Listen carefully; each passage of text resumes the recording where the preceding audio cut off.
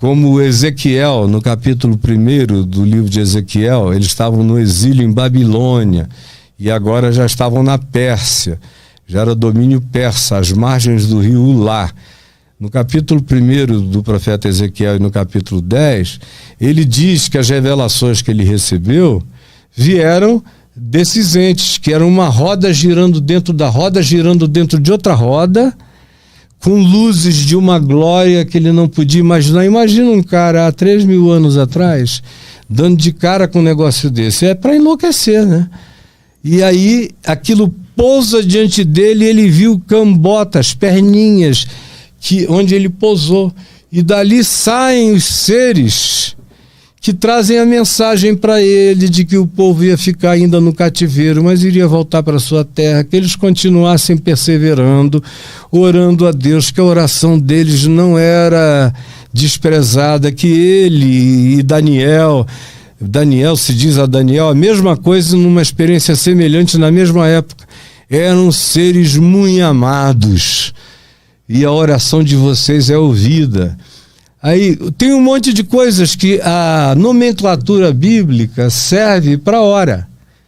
Mas as mesmas coisas acontecem aqui entre nós e a gente chama por outros nomes. E aí parece que não tem nada a ver com o que um dia a Bíblia narrou. Como assim? Por exemplo, o que tem de avistamento de seres e de aparatos no mundo é uma coisa de louco. Para o bem e para o mal. E hoje em dia os pesquisadores, que estão cada vez mais unânimes em relação a isso, têm consciência de que tem entes desses que vêm totalmente para o bem e tem outros que chegam para o mal.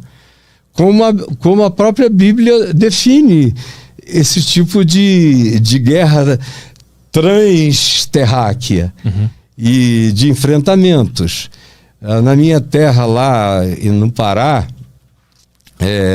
em 1977, vocês já devem ter ouvido da Operação Prato, que o próprio Exército Brasileiro mandou um contingente, com medo que fosse coisa de terrorista, de qualquer outra guerrilha, e foram, e não era uma população inteira afetada, e era uma luz que vinha de entes estranhos e fazia um triângulozinho de 3 furos no pescoço das pessoas ou no braço, e as pessoas ficavam às vezes dias e dias e dias sem consciência de si. Algumas voltavam falando de abduções, de coisas mais variadas, e todas com medo, não gostando da experiência. Tanto quanto tem outros que são visitados por coisas que lhes trazem uma alegria de existir, um sentido de vida para além do instante, do momento.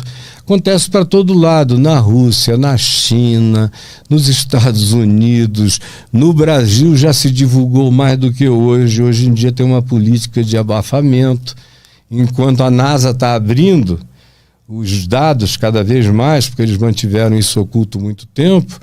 Aqui a gente está num processo de ignorância reversa, né? E na Europa, tem lugares do mundo inteiro, na Índia, tem histórias que vêm do mundo todo.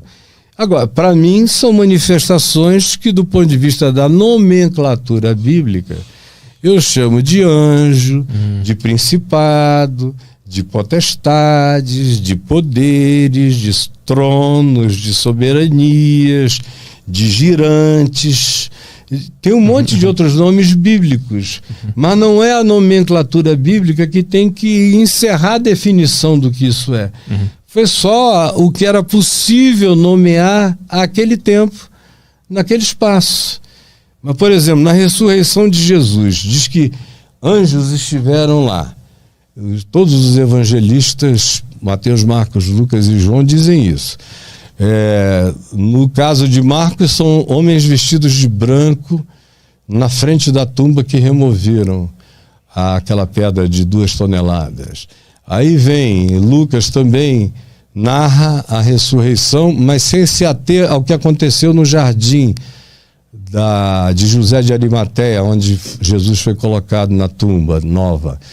Mas Mateus é o mais Spielbergiano de todos na definição. Ele diz que apareceram entes como relâmpagos. Parece uma cena de Spielberg mesmo. Relâmpagos falantes que disseram: por que buscais entre os mortos aquele que vive? Ele não está aqui, ressuscitou, como havia dito.